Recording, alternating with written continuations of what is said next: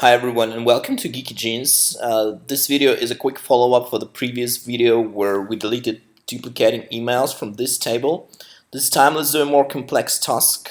As you can see, we've got group ID here, and this time we want to delete emails that are only duplicating within a group. Which means if two records have the same email but different group IDs, we gotta keep those records. So first off, let's see what we've got duplicating here. We've got 4 duplicating emails, and let's see how many of them are duplicating within a group. Yeah, so you can see we've got 3 emails duplicating within groups, which means that one email has different group IDs, and we want to keep that email. So what we want to do is we want to add one more condition here, where E1 group ID equals to E2 group ID. Here we go.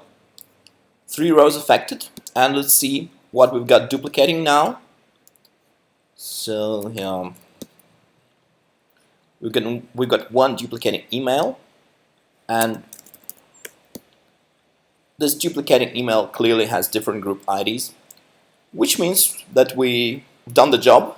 And thanks for watching, and see you in the next episode.